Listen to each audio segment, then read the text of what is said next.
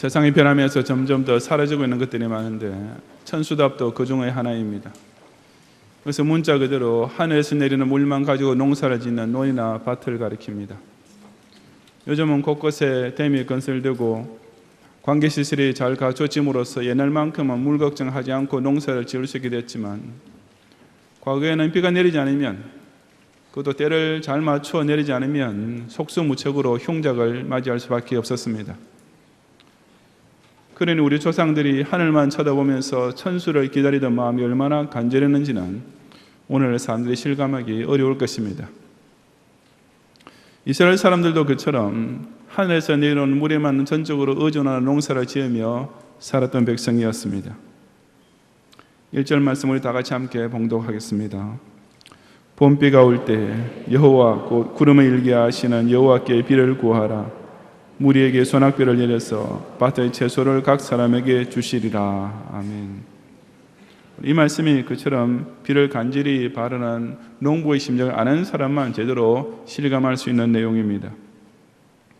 여기에 봄비란 4월, 5월에 내리는 비로서 이스라엘 사람들이 늦은 비라고 부르던 것이었습니다. 반면에 이른 비는 10월과 11월에 걸쳐 내리는 가을비인데, 이것은 팔레스타인 지방에서 씨를 움트게 하고 자라게 만드는 비였습니다.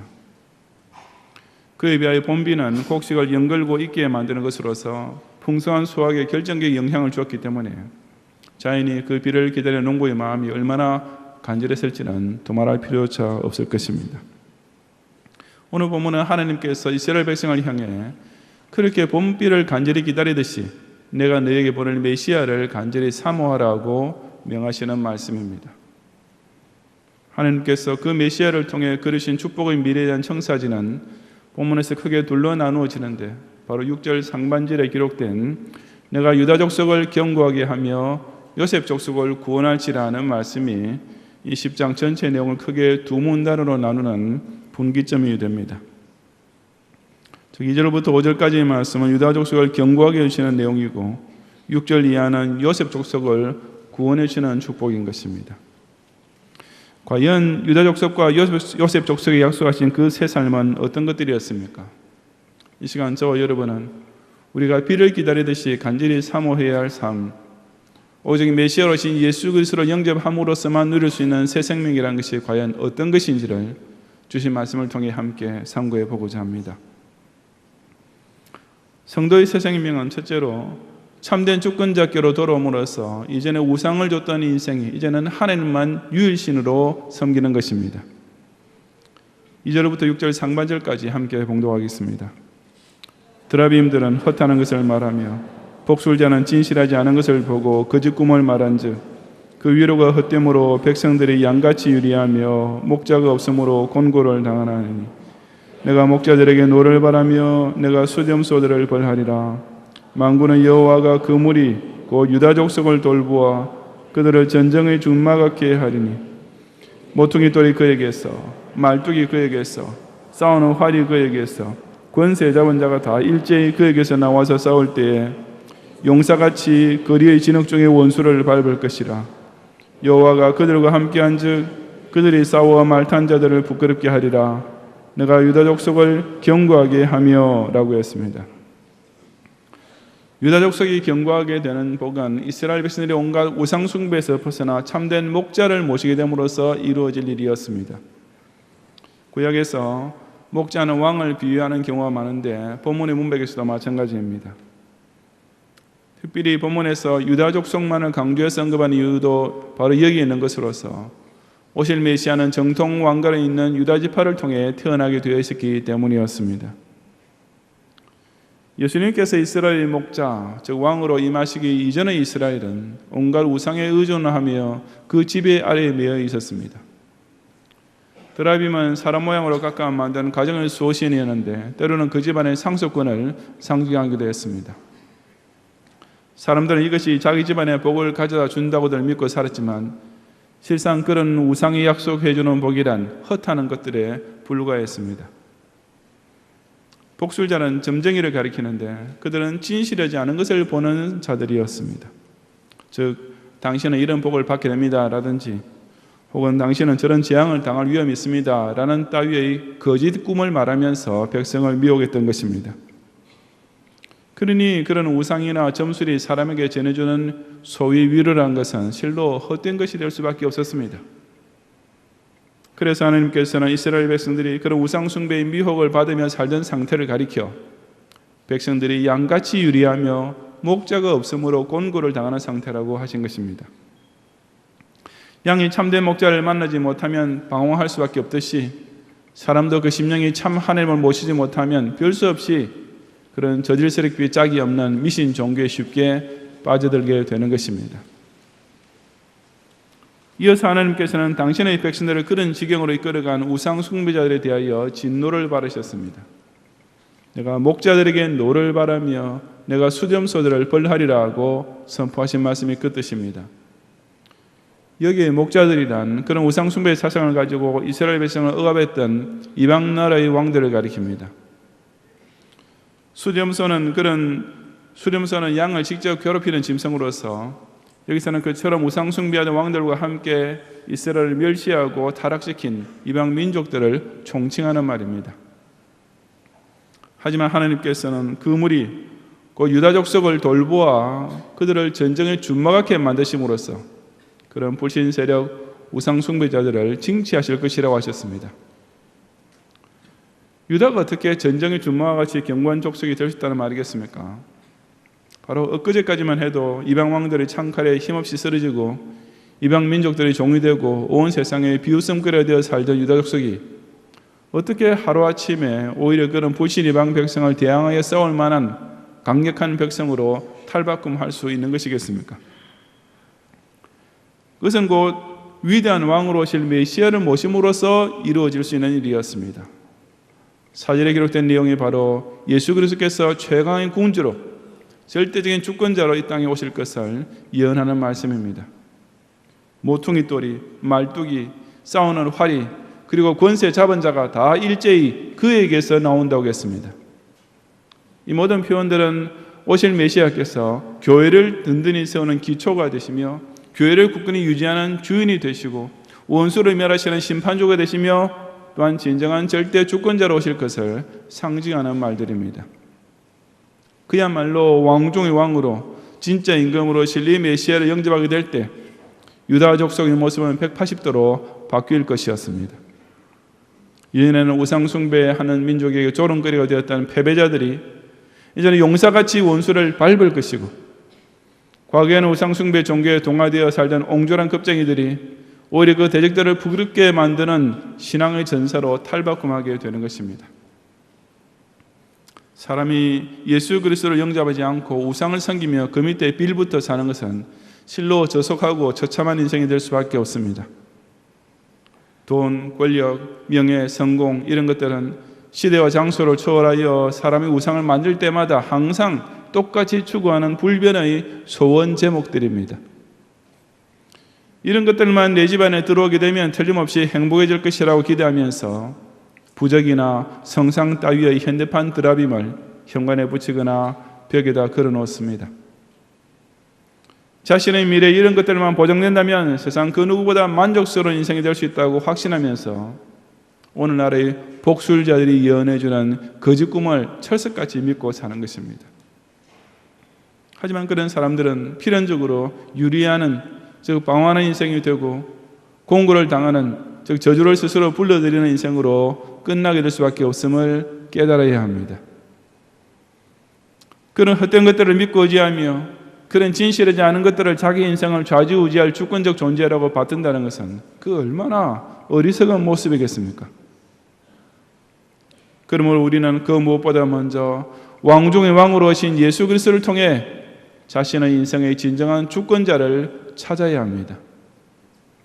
그 참된 목자이신 예수님을 만나야만 이 세상의 가짜 목자들과 수점소들의 정체를 정확하게 꿰뚫어 볼 수 있기 때문입니다. 하나님 외의 다른 우상, 즉 육체적 쾌락이나 물질적 부여나 정신적 만족 따위를 최고의 것이라 주장하며 그렇게 내게 가르치던 자들이 얼마나 괘씸한 목자들인지를 이제는 똑똑히 분별할 수 있게 되는 것입니다. 예수님 믿기 전에 우리는 똑똑한 사람 만나면 괜히 부끄러워지고 높은 자리에 앉은 사람을 만나면 절로 주눅이 들고 성공했다는 사람을 만나면 당장 기가 죽곤 하지 않았습니까? 하지만 온 세상의 왕으로 오신 예수님을 영접한 이후에는 전혀 그렇지 않습니다. 아무리 인생 가운데서는 좀 잘된 것처럼 보이더라도 그들이 하나님 아닌 것을 높이고 의지하고 믿고 살아가고 있는 한 우리 기독 신자가 그런 우상 숭배들 앞에서 부끄러워할 이유는 조금도 없는 것입니다. 왜냐하면 그들 모두가 실상에 있어서는 오직 마귀의 앞잡이 노릇을 하는 인생에 불과하며 그들의 마지막은 하나님의 진노 아래 떨어지는 영원한 멸망뿐이기 때문입니다. 화약하신 성자 예수님께서 증거해 주신 성부 하나님을 전인류 역사 유일한 통치자로 내 생명을 참된 주인으로 깨닫고 영접해야만 그런 저질 인생에서 벗어나 실로 견고한 기반이 탄탄하게 잡힌 새 삶을 시작할 수 있습니다. 당신께 속한 양들을 모으러 세상에 오신 참된 목자 예수 그리스도를 자신의 금세와 내세에 걸친 절대 주권자로 모시는 가운데 온갖 우상 숭배자들의 미혹을 넉넉히 물리치면서 여호와 유일 신앙을 끝까지 지키는 성도들이 되시기를 바랍니다. 성도의 새 생명은 둘째로 참된 구원주를 모시게 됨으로써 이전에 세상에 얽매였던 인생이 이제는 구속사의 용사로 쓰임받는 것입니다. 6절 하반절 이하 12절까지 함께 봉독하겠습니다. 요셉 족속을 구원할지라 내가 그들을 긍휼히 여김으로 그들이 돌아오게 하리니 그들은 내가 내버린 일이 없었음같이 되리라. 나는 그들의 하나님 여호와라. 내가 그들에게 들으리라. 에브라임이 용사 같아서 포도주를 마심같이 마음이 즐거울 것이요 그들의 자손은 보고 기뻐하며 여호와로 말미암아 마음에 즐거워하리라. 내가 그들을 향해 휘파람을 불어 그들을 모을 것은 내가 그들을 구속하였음이라. 그들이 전에 번성하던 것 같이 번성하리라. 내가 그들을 여러 백성들 가운데 흩으려니와 그들이 먼 곳에서 나를 기억하고 그들이 살아서 그들의 자녀들과 함께 돌아올지라. 내가 그들을 애굽 땅에서 돌아오게 하며 그들을 아수르에서부터 모으며 길라 땅과 레바논으로 그들을 이끌어가리니 그들이 거할 곳이 부족하리라. 내가 그들이 고난의 바다를 지나갈 때에 바다 물결을 치리니 나일의 깊은 곳이 다 마르겠고 아수르의 교만이 낮아지겠고 애굽의 규가 없어지리라. 내가 그들로 나 여호와를 의지하여 견고하게 하리니 그들이 내 이름으로 행하리라. 나 여호와의 말이니라. 아멘. 아까 유다 족속에 주신 말씀에 비해서 여기 요셉 족속을 향한 말씀은 조금 다른 각도에 초점이 맞추어져 있습니다. 남조 유다는 바벨론 포로 시절을 통과하는 동안 그 무엇보다도 정통 왕조를 잃어버리고 있었습니다. 그래서 하나님께서는 메시아께서 그 왕권을 가지고 오셔서 그들을 견고하게 저 강한 주권자에게 속한 백성으로 회복시켜 주겠다고 약속하신 것입니다. 그에 반해서 요셉 족속에게는 그들이 돌아오게 하리니 라는 구원의 약속이 계속 강조되고 있습니다. 왜냐하면 요셉 족속, 저 북쪽 이스라엘 백성은 아수르 제국에 멸망당한 뒤에 온 백성이 여러 이방 나라로 흩어져 사는 비극을 당하게 되었기 때문입니다.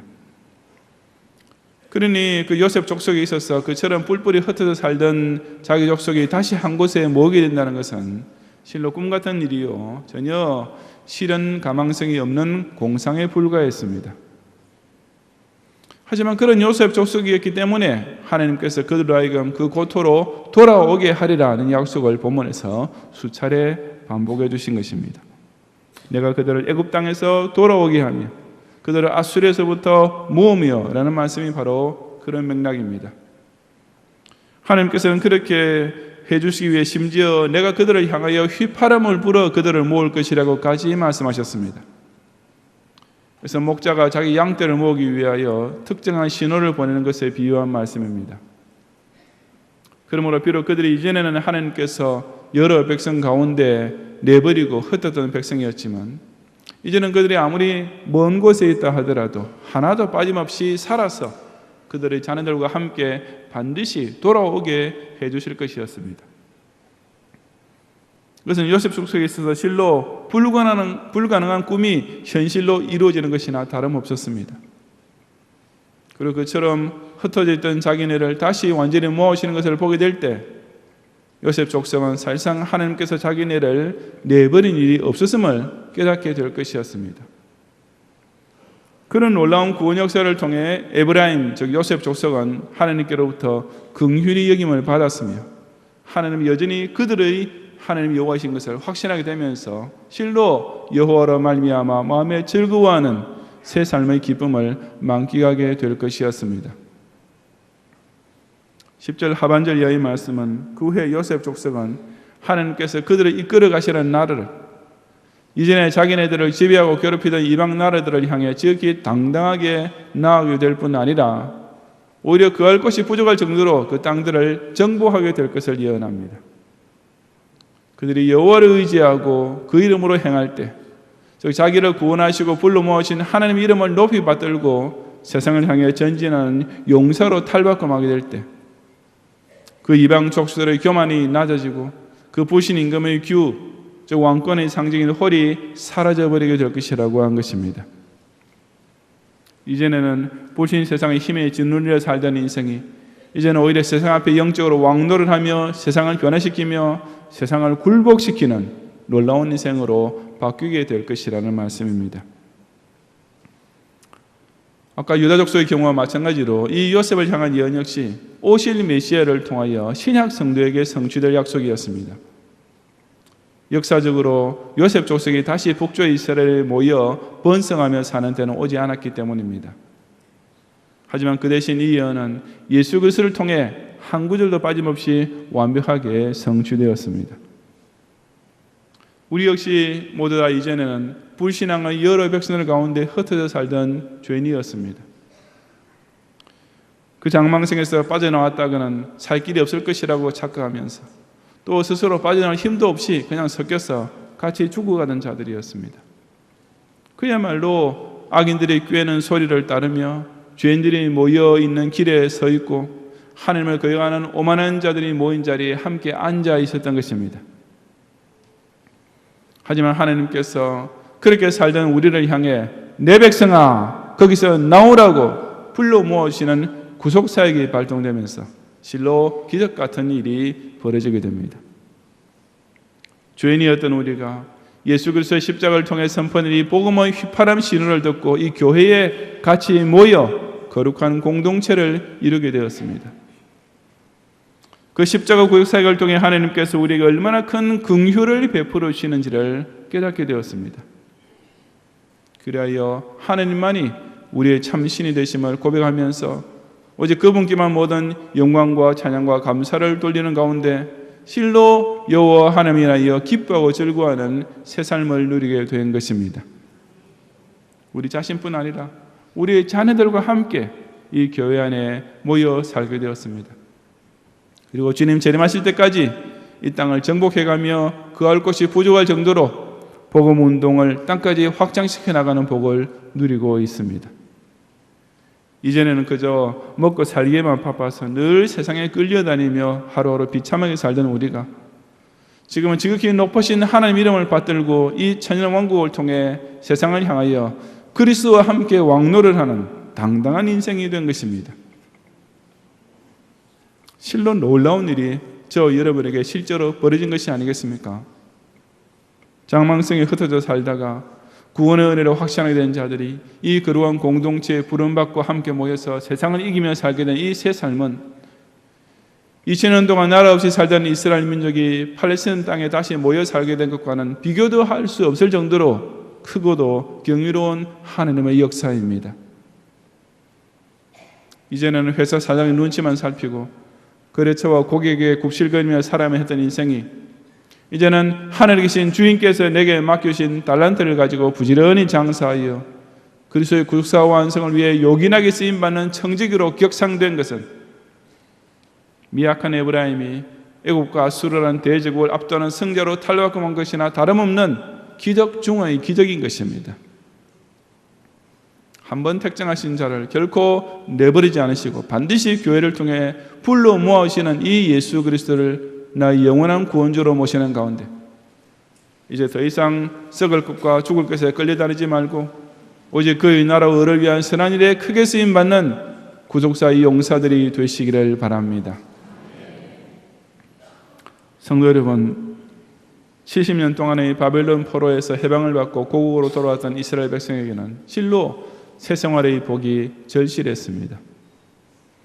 더 이상 옛날 같은 꼴로 살아서는 안 되겠다는 간절함이 그들 모두에게 이심전심으로 통하고 있었습니다.